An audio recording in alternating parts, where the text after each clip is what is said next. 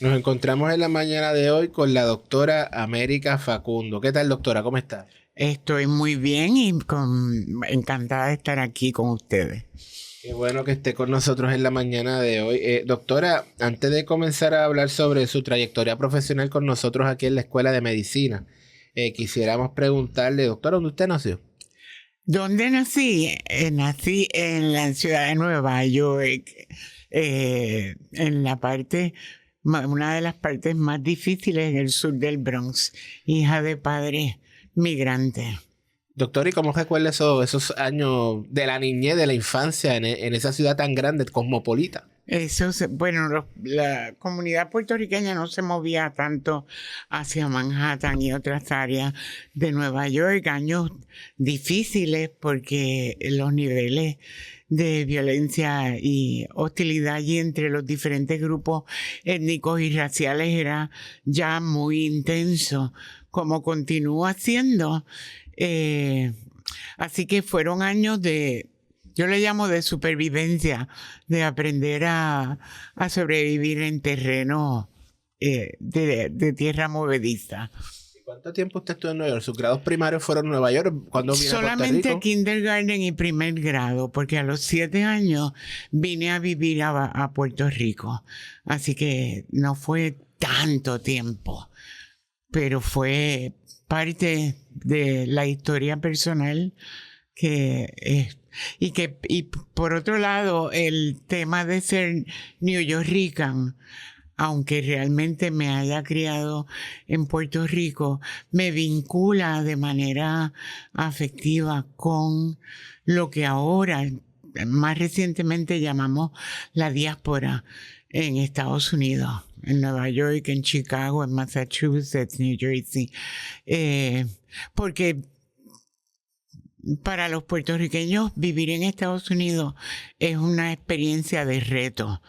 Hay que realmente acomodarse de una manera que no se sufra mucho el discrimen que ahora con esta nueva situación de Estados Unidos está más fuerte, más intenso.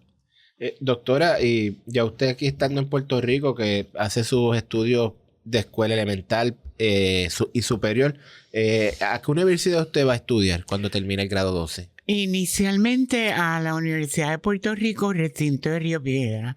Estuve ahí 2 años y medio, entré por la Facultad de Ciencias Sociales, al programa de Ciencias Políticas.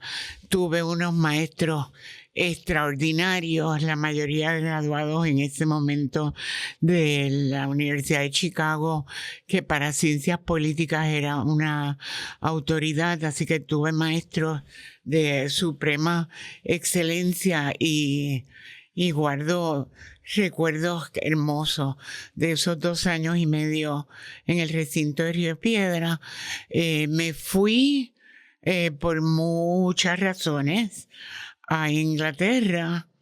Logré ser admitida a London School of Economics and Political Science. Allí hice un año de sociología. Fui a Barcelona de vacaciones. Me enamoré de un puertorriqueño y me mudé de Londres a Barcelona, lo cual, ¿verdad? Es una ganancia inmensa porque Barcelona es una ciudad adorable. Londres también tiene, es una ciudad muy exquisita, pero Barcelona para nosotros los puertorriqueños es más compatible. En ese momento todavía el catalán, como Francisco Franco estaba vivo, el catalán no se permitía hablar en sitios públicos. Así que el castellano era el idioma dominante y eso hacía que fuera más cómodo. Y la universidad era en español, de modo que en cuanto Franco muere en el 1975, estamos hablando de unos añitos atrás, todos los países de España, que es como se les llama allá, recuperan sus idiomas de origen. Así que mis 2 últimos años de la licenciatura en la Universidad de Barcelona fueron en catalán. ¿Y estuvo estudiando lo mismo en Barcelona que hace en Inglaterra? No, bueno, ya vamos por ciencias políticas en el recinto de Río Piedra, sociología en London School of Economics y psicología, la licenciatura en psicología en la Universidad de Barcelona.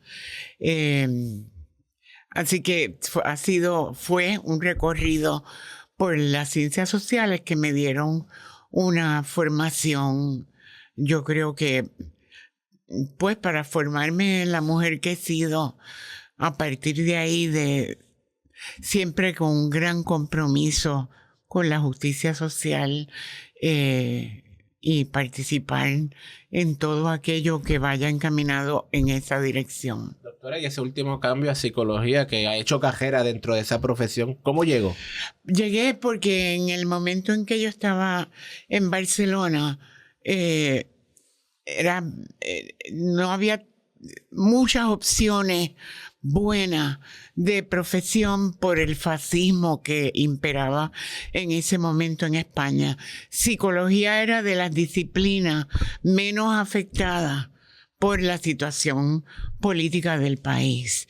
Y de todos modos me resultaba atractivo el tema de estudiar una disciplina que a su vez se encarga de estudiar a los seres humanos, a los seres vivientes en general, porque también se estudia para trabajar con otras especies que no son la especie humana. De modo que coincidieron esas dos circunstancias y me cambiaron el rumbo. Y luego de que termina sus estudios en Barcelona, ¿qué hace, doctora? Pues regresé a Puerto Rico porque mi pareja quería regresar. Yo no tenía interés en regresar, pero pues la vida pone estas circunstancias, ¿verdad? Así que regresé a Puerto Rico y comencé a trabajar como psicóloga escolar en comunidades de mucha necesidad en el país, incluyendo la barriada Toquío, que estaba en Atorrey, que desapareció, que ahora están construidos allí unos apartamentos walk-ups. Y esa comunidad, yo no sé dónde está, a dónde la mudaron, qué fue lo que pasó con ellos. Pero era una comunidad también de sobrevivientes porque sus casas estaban montadas sobre zancos, sobre aguas usadas. Y eso, pues naturalmente era un problema de salud pública muy, muy serio. Esa población obviamente tenía un sistema inmunológico muy poderoso que aguantaba circunstancias cotidianas retantes para la salud. Doctora, y mientras usted está trabajando con las comunidades, usted aplicó, entre mis notas tengo que aplicó para la Harvard Medical School. Bueno, yo cuando estaba haciendo el doctorado tenía que hacer el fellowship y mi interés mayor era el programa de neuropsicología de Children's Hospital en Boston, que era parte de Harvard Medical School. Así que la solicitud se sometía a Harvard y afortunadamente fui aceptada e hice el fellowship como clinical fellow de Harvard Medical School, que pues, es una medallita en el pecho, ¿verdad? Doctora, para los que nos están viendo en estos momentos, ¿nos puede explicar brevemente qué es la psicología? Ay, la psicología es la disciplina que estudia toda la conducta, para bien y para mal. Estudia la conducta, se prepara para ayudar a las personas que están en necesidad por razones de enfermedad mental o razones emocionales que requieren un apoyo. No tiene que ser, eso lo sabemos hace mucho tiempo, enfermedad mental, sino el apoyo cotidiano para poder enfrentar desafíos que se presentan en la vida. Pero también se trabaja con poblaciones que están hospitalizadas, se trabaja con otras especies, como decía hace un rato. Así que es bien amplia en su alcance, en su foco. Y pues nos ha dado históricamente una manera de entender a los seres humanos por personas que se han distinguido en la disciplina, como fue Sigmund Freud, que nos habló de cómo las relaciones iniciales en nuestra vida forman tanto de nuestro carácter, sobre todo la relación con madre y padre o los primeros cuidadores. Doctora, ¿desde cuándo está con nosotros aquí en la Escuela de Medicina? Desde el 1992. Así que llevo 33 años. Hora de ir, ¿verdad? Moviendo en otra dirección, aunque tengo colegas en la escuela, algunos de los cuales han sido entrevistados como parte de este aniversario número 75 de la escuela, que llevan mucho más tiempo que yo. De modo que, como tengo un grant, que el actual, si no hay accidentes con el gobierno federal, es hasta junio 30 del 2027. Yo confío que recibamos el Grant Award para el año 26-27. En ese momento, entonces, ya estaría moviéndome en otra dirección. Doctora, usted ha estado trabajando muchos años con HCO. ¿Nos puede hablar sobre lo que es y lo que representa para la Escuela de Medicina? HCO es Hispanic Center of Excellence, en español, Centro Hispano de Excelencia, que está subsidiado por el Departamento de Salud Federal, específicamente la agencia HRSA, Health Resources and Services Administration, el Bureau of Health Workforce. Trabajamos desde el reclutamiento de estudiantes de trasfondos desaventajados para la Escuela de Medicina, que como sabemos, los requisitos de admisión de la escuela son sumamente exigentes y cuando se estudia en escuela pública no necesariamente se tienen las fortalezas que son necesarias para admisión a esta escuela. De modo que trabajamos para aumentar el número de estudiantes de esos sectores de la población, dándole los apoyos necesarios. A los que son admitidos les damos apoyos adicionales, incluyendo un mes de inmersión durante el verano para que cuando comience el año académico las disparidades entre ellos y los que vienen de escuelas privadas y bachillerato en Estados Unidos sean menores. Desarrollo de facultad lo trabajamos con los temas de disparidades, determinantes sociales de la salud, competencia cultural. Esos son los temas focos de nuestro Centro Hispano de Excelencia en general. Trabajamos desarrollo de currículo con esos temas, investigación de estudiantes, que gran parte de la clase que pasa de primero a segundo año está con nosotros en los programas de investigación, que son 3 cursos consecutivos que los dirige la doctora María José Crespo, que ya fue entrevistada para este programa. Investigación de facultad, que tenemos cada 2 años 2 fellows que sean junior faculty, que ya tengan por lo menos una publicación para darles apoyo para que puedan continuar combinando medicina clínica y medicina de investigación. Y finalmente trabajamos las rotaciones en centros de salud primaria para nuestros estudiantes de 4º año, incluyendo el centro de Castañer, que es el más remoto, para que tengan la experiencia de trabajar en un contexto de prevención de salud primaria versus estar en el centro médico, donde gran parte de los pacientes que vienen al centro médico están en una situación más crítica, ¿verdad?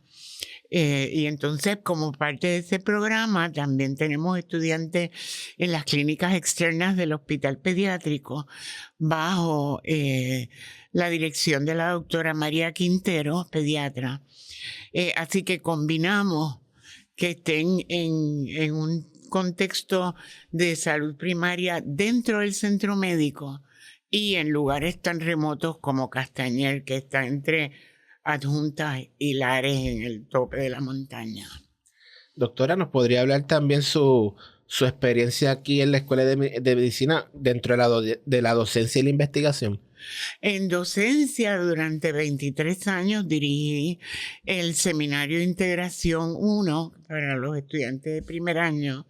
Ese curso lo diseñé con el propósito de que los estudiantes incluyeran dentro de su análisis de cada paciente todas las circunstancias en torno al paciente, ¿verdad? Que no tuvieran una visión limitada del paciente, sino que pudieran ampliar a las circunstancias de vida, al empleo, la situación personal, cómo todo el contexto tiene que ver con las razones por las cuales una persona va al médico. Que los estudiantes desarrollaran esa capacidad. Durante 23 años estuve trabajando eso y durante 16 años un curso lectivo de cuarto año para los estudiantes que querían quedarse parte de su tiempo en educación médica, que además de hacer medicina clínica e investigación y otras áreas, querían también quedarse parte del tiempo en la docencia. Así que ese curso estaba enfocado en desarrollar las destrezas como maestro y el lugar de práctica era precisamente el Seminario de Integración de primer año bajo la supervisión mía y durante varios años con la doctora Joana de Jesús del Departamento de Medicina Interna, que ella ya se jubiló.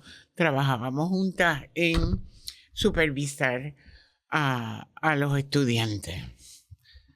Doctora, sabemos que para llevar a puerto seguro las investigaciones hay que financiarlas y eso es bien importante, el dinero. Tengo entre mis notas, en los proyectos que usted ha trabajado, en los grants que usted ha trabajado, el COVID-19 grant y el documental Chronicle of an Uncertain Time on the Impact of the COVID-19 Pandemic on Medical Student and Health Disparity in Puerto Rico Worsened by the Pandemic. ¿Qué nos puede contar sobre eso? Bueno, ahí hay dos dimensiones. Por una parte, a principios de los años 20 escribí 2 propuestas que trajeron a la escuela el fondo total con un fondo inicial de $18.2 millones. O sea que la Escuela de Medicina tiene un fondo total gracias al trabajo, ¿verdad?, mío como directora del Centro Hispano de Excelencia, porque eso fue una competencia exclusivamente para los centros de excelencia. Eso fue por una parte. Lo del documental fue porque al observar el reto que significó para nosotros y para todos los contextos educativos, el que se cerraran los países, ¿verdad? Que el de nosotros cerró, creo que el 16 de marzo del 2020.